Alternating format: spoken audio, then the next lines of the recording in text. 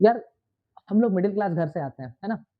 Doctor बनना काफ़ी बच्चों का सपना होता है, एक ड्रीम होता है। हमारे लिए डॉक्टर बनना सिर्फ़ एक जॉब नहीं है, समझ में आ रहा है ना मैं क्या कहना चाह रहा हूँ? वो एक फीलिंग है यार कि आप देखो आप व्हाइट कोट पहन के, है ना? आप किसी की जान बचाओगे कल की डेट में।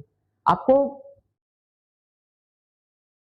सर नीट की तैयारी छोड़ दें या दोबारा एक बार ड्रॉप लेके फिर से पूरा साल अपना झोंक दें, तो यार उसी पे बात करने वाला हूँ, ठीक है? तो देखो, सबसे पहली बात ना आपको अपनी गलती को पहचानना है। अगर सिलेक्शन नहीं हुआ, तो क्यों नहीं हुआ? ठीक है? देखो, हम लोग 2 भागों में डिवाइड करते हैं बच्चों को। एक वो बच्चे आपको पता है 720 का पेपर है ना? 600 प्लस चाहिए गवर्नमेंट कॉलेज ठीक-ठाक गवर्नमेंट कॉलेज मिलने के लिए, जनरल कैटेगरी की बात करूँ मैं तो। तो 2 कैटेगरी अगर मैं डिवाइड करूँ बच्चों की, एक वो बच्चे होंगे जिनका स्कोर लगभग 400 के आस-पास रहा होगा और एक वो बच्चे जो 400 से कम वाले होंगे, ठीक है? तो जो बच्चे 400 प्लस वाले हैं, 400, 450 है ना? ये आस-पास जो स्कोर है, उनको तो मैं बोलूँगा भाई लो ड्रॉप, बिल्कुल लो, कोई दिक्कत नहीं है। इस साल क्वेश्चन प्रैक्टिस करना ढंग से और सेलेक्ट हो जाओगे, ठीक? क्योंकि आप 400 साढ़े 400 आप ला ही रहे हो, 150 नंबर आपको और बढ़ाना है 600 के लिए। अब वो जो 150 नंबर है वो प्रॉपर रिवीजन करके, टेस्ट दिला के लाया जा सकता है। लेकिन जो बच्चे 400 से कम वाले हैं, समझ में आ रहा है? मतलब 300 से भी कम, कुछ बच्चे ऐसे भी होंगे जिनका स्कोर 50% भी नहीं आया होगा। हो सकता है उनका डबल ड्रॉप, ट्रिपल ड्रॉप भी हो। देखे हैं हमने ऐसे बच्चे। तो उन बच देखो इससे तो सीधा-सीधा आपको श्योर शॉट डिसीजन मिल ही गया। जो 400 प्लस वाले बच्चे हैं, जो 450 ऐसे इस रेंज में जो लाई करते हैं, उनको ले लेना चाहिए ड्रॉप, कोई दिक्कत नहीं है। देखो यार हम लोग मिडिल क्लास घर से आते हैं, है ना? डॉक्टर बनना काफ़ी बच्चों का सपना होता है, एक ड्रीम होता है। हमारे लिए डॉक्टर बनना सिर्फ़ एक जॉब नहीं है, समझ में आ रहा है ना मैं क्या कहना चाह रहा हूँ? वो एक फीलिंग है यार कि आप देखो आप व्हाइट कोट पहन के, है ना? आप किसी की जान बचाओगे कल की डेट में। आपको मतलब मैं खुद बोलता हूँ मैं मैथमेटिक्स बैकग्राउंड से हूँ लेकिन अ, डॉक्टर बन के जो सैटिस्फैक्शन है ना कि आप किसी की ज़िंदगी बचा रहे हो, किसी के लिए कुछ स्पेशल सा कर ले रहे हो, तो वो बात तो कहीं नहीं है। अब आपने अगर सपना देख रखा है कि नहीं सर डॉक्टर तो बनना है, तो यार जो 400 प्लस वाले बच्चे हैं ना,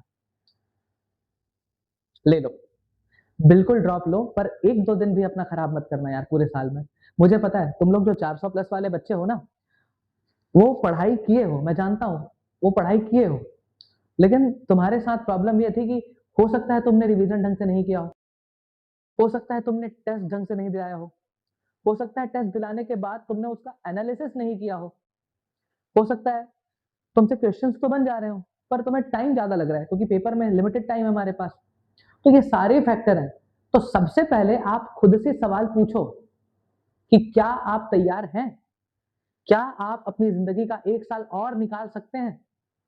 अगर अंदर से जवाब आता है कि हाँ सर, पूरे साल मैं मेहनत कर सकता हूँ। मैं वो सपना जो कभी देखता था, वो अचीव कर सकता हूँ। बस शर्त ये है मेरे दोस्त कि पूरे साल आपको आइसोलेट होना पड़ेगा। ना आप ज़्यादा लोगों से मिलें, है ना? ना आप अपना समय बर्बाद करें। अब लोगों से मिलने का मतलब ये नहीं है कि आप एकदम कमरे में घुस जाएँ पूरा साल भर, नहीं यार, दोस्त-वोस्त बनाओ, थोड़ा बहुत रहो, है ना? लेकिन आपको पता होना चाहिए कि बंदिशें कहाँ पर हैं। डिस्ट्रैक्ट नहीं होना है इस समय में, समय नहीं खराब करना है। अभी जितना जल्दी हो सके अगर आपका थोड़ा बहुत सिलेबस बचा हुआ है तो वो कंप्लीट कर लो, है ना? जितना जल्दी तुम्हारा सिलेबस होगा उतना ज़्यादा तुम लोग रिवीज़न कर पाओगे और उतने ही ज़्यादा मॉक टेस्ट दिला पाओगे। तो सबसे इम्पोर्टेंट बात तो यही है कि एनी हाउ सिलेबस जब से पहले जो है किया जाए। अब कैटेगरी जो हम लोग डिसाइड किए थे, 2 बच्चे थे ना? देखो, 2 कैटेगरी में बच्चे थे। एक हमारे पास जो बच्चे थे वो 400 प्लस वाले बच्चे थे और एक और जो कैटेगरी थी, मैं पूरा इसमें डिटेल पे बात कर ही लेता हूँ, किए हैं तो। एक और जो कैटेगरी थी वो थी बिलो 400 ठीक? अब ध्यान से देखना अब बिलो 400 में भी एक और खतरनाक कैटेगरी ले लेते हैं, जिनका 300 मतलब फिलो 50% से भी कम स्कोर है। बिलो 50% 50% से भी जिनका कम स्कोर है। अब बात करते हैं देखो, ड्रॉप जो है यस ले लो। ड्रॉप ड्रॉप इनको करना है 400 प्लस वालों को। क्यों करना है? क्योंकि देखो 400 प्लस आपका स्कोर है, कितना है 400 प्लस, आपको केवल 600 के आसपास टच करना है ना, जनरल कैटेगरी में एक मेडिकल कॉलेज की सीट पाने के लिए, है ना, 600 प्लस आपको लाना है। 400 प्लस आप ले ही आ रहे हो, एक साल में तुम्हें नहीं लगता यार कि 150 नंबर 200 नंबर नहीं बढ़ा लोगे?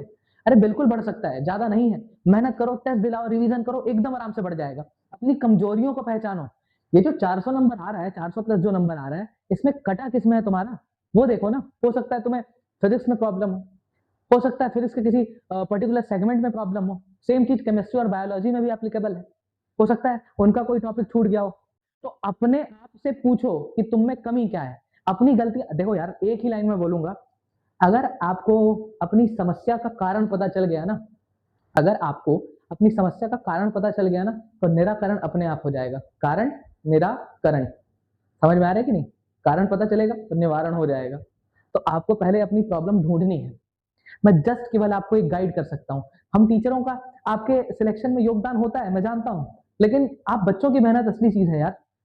हम तो बहुत बच्चों को पढ़ाते हैं, अगर हमारे पढ़ाने में जादू होता तो सारे बच्चे हम जिनको पढ़ाते हैं सबके सब सिलेक्ट हो जाते, पर ऐसा नहीं होता ना। आप पूरी क्लास को पढ़ा रहे हैं, लेकिन हो सकता है उनमें से कुछ बच्चे सिलेक्ट हो सकता है कुछ ना हो, पर पढ़ाया तो सारा कुछ हमने ही है ना।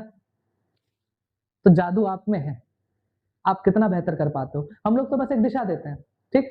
अब जो 400 प्लस वाले, इनका तो कंफर्म है कि ड्रॉप लेना है। अब इसके बाद भी कुछ कुछ मेरे को अनाउंसमेंट करना है तुम्हारे लिए, है ना। और जो 400 से नीचे वाले बच्चे और जो बिलो 50% वाले बच्चे, उन पे बात करता हूँ। देखो, जो 400 से कम है ना,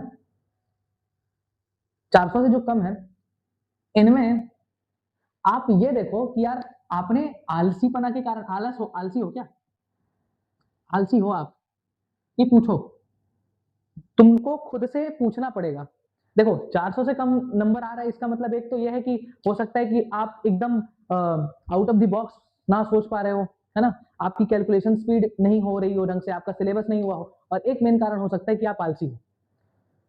मतलब आप अपना समय बर्बाद करते हो, आपको मतलब आप गिन के 14 घंटे 15 घंटे नहीं पढ़ पाओगे, है ना। आप मतलब अपने काम को कल में टालते हो, आप अपना बैकलॉग क्रिएट कर लेते हो। अगर आप इस कैटेगरी में आते हो ना, तो मार्क माई वर्ड्स, बुरी लगेगी बात तो बुरी लगेगी, आप ये वाला साल भी खराब करने वाले हो। क्या कह रहा हूं मैं, ध्यान समझना।